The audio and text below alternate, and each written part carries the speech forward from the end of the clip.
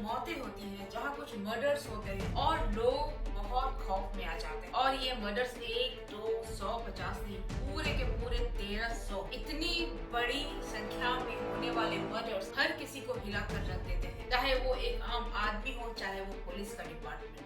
बेबिन Cola, जहाँ से ये मर्डर की कहानियाँ शुरू होती और इसका किस्सा शुरू होते होते जा थमता है पूरे 1300 मर्डर के बाद, जिसमें शामिल है एक गांव का मुखिया। क्या पुलिस इस गुत्थी को सुलझा पाएगी? क्या पुलिस पता चला पाएगी इस मर्डर मिस्ट्री के पीछे कौन है और क्यों? ये एक्चुअल में एक सीरियल किलर की कहानी है। इसके बारे में कोई नहीं जानता। उसकी क्या ऐसी मजबूरियां हैं, क्या ऐसी मंशा है, किस मेंटेलिटी का है वो। पुलिस के हाथ नहीं आता, कहीं कोई सुराग नहीं छोड़ता। पुलिस के लिए पूरा सरदर्द बना हुआ ये सीरियल किलर क्या किसी दिन पकड़ में आएगा? इस मिस्ट्री को सुलझाने के लिए एक सीबीआई अफसर को अपॉइंट किया जाता है। जी हाँ, यहाँ रोल प्ले किया है सीबीआई ऑफिसर का आदित्य ने। एक सीबीआई ऑफिसर के रूप में एस अभिनंदन आते हैं और फिल्म के जो नायक हैं, जिनकी भूमिका यहाँ निभाई है आदित्य ने, उसके साथ मिलकर इस मर्डर मिस्ट्री को सुलझाते हैं। क्या वो इसमें कामयाब हो पाएंगे? ये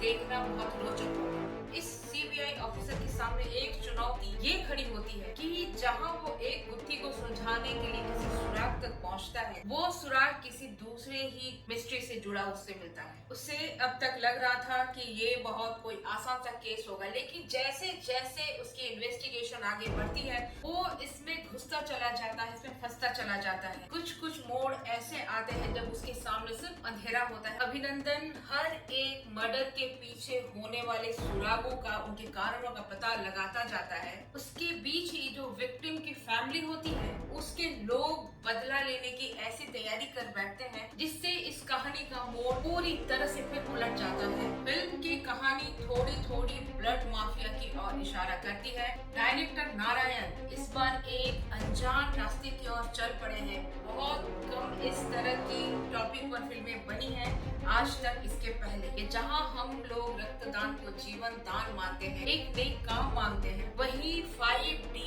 रक्तदान के एक ऐसे अंधेरे पहलुओं की ओर आपको इशारे करती है कि आप सोचने पर मजबूर हो जाएंगे कि क्या ऐसा भी हो सकता है।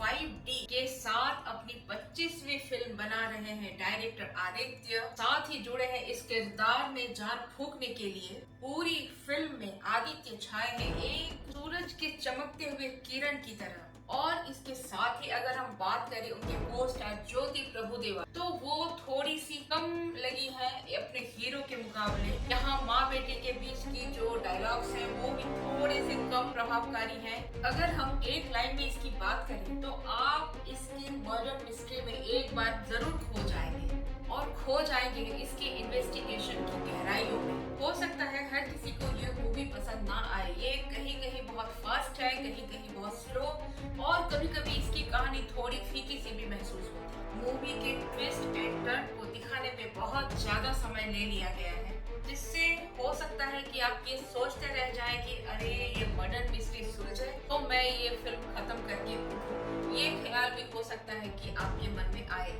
इस फिल्म में आपको हर और एक नया चेहरा देखने को नजर आएगा, जिन्हें शायद ही पहले कभी आपने देखा होगा। हाँ, अगर आप ट्विस्ट के फैन हैं, आप इस तरह की फिल्मों के फैन हैं, तो फिर ये फिल्म आपके लिए है। इसके नेगेटिव्स की बात करें, डबिंग इसकी और अच्छी हो सकती थी।